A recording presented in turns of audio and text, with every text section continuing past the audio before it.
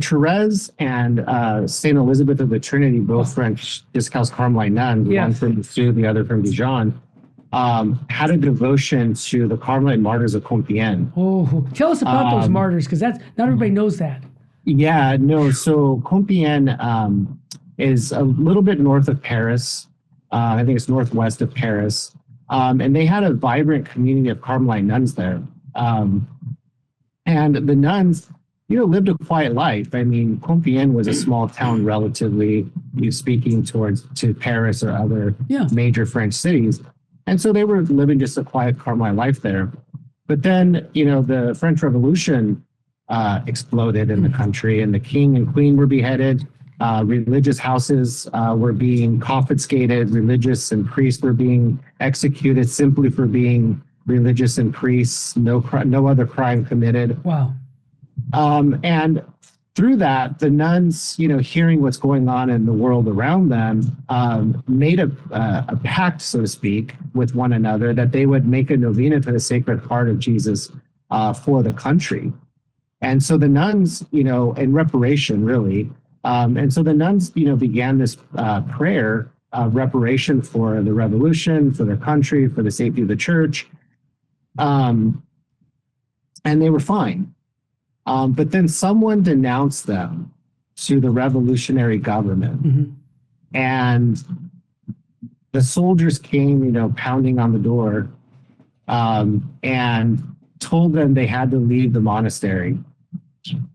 And so Mother Teresa of St. Augustine, who was the prioress, orchestrated that the nuns would be able to go into homes of devout members of town so that they would be safeguarded. So they had to put their habits aside and put on lay clothes. Mm-hmm. But although they were in different homes throughout town, they would come together for the divine office, wow, for mass, for meals, wow, and recreation. So they were living a quasi-Carmelite life, sure, even though they were outside the monastery in separate homes spread throughout town. Incredible.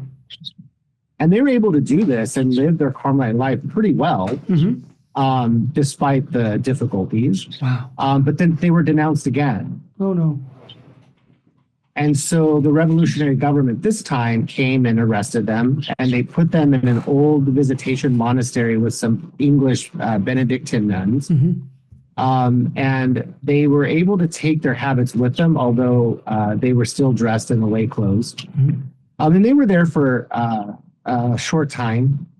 And then they were moved to Paris and imprisoned at the Conciergerie, which is part of, it was the prison and the warehouse, basically, of the royal palace. Wow. It's the same place where Marie Antoinette was imprisoned before her execution. And then they were put on this fake trial, basically. We have part of the transcripts from this trial, and they were accused of subversion of the government. Of course. So basically being traitors to the country and the revolution. And they were condemned to death, of course. And so they were washing, one day, and they came to gather them together.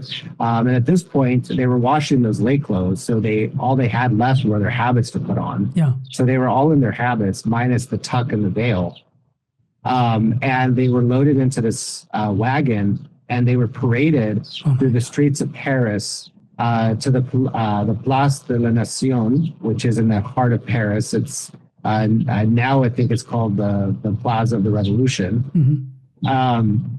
And that's where the guillotine was installed. And the difference between their trip from the prison to the scaffold was very different than most people, because the executions became a public spectacle. It was entertainment.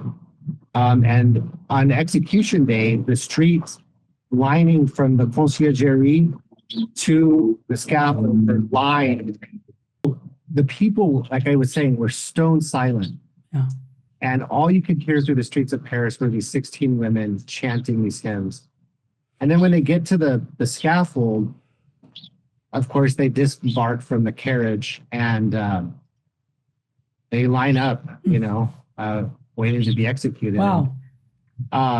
And all the while they're chanting, and they keep the chanting going until the very last one was beheaded, which was Mother Teresa of St. Augustine. Oh my God. And at this point, they're chanting the Salve Regina, and they keep it going.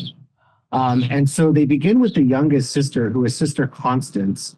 She was a novice, and because they were prohibited from receiving vows, she had been in the novitiate, I think, 3 or 4 years, rather than the normal 2. And Sister did something extraordinary. What is that? She went to the prioress, knelt down in front of her, asked her blessing, and then asked permission to die. Wow. Incredible. And Mother had smuggled out a tiny little statue of Our Lady of Mount Carmel that she concealed in her hand. And beginning with Sister Constance, each of the nuns asked permission to die and venerated the statue concealed in Mother's hand. And it's beautiful because with each sister, one voice ceased singing until Mother's voice was the last one singing. And each, again, just the beauty of this image, going to Mother, kneeling down, thanking her, for her leadership and her motherhood, but also just asking permission to give their life to Jesus Christ and his church. If you like the message of Virgin Most Powerful Radio, type in under comments, Jesus is King.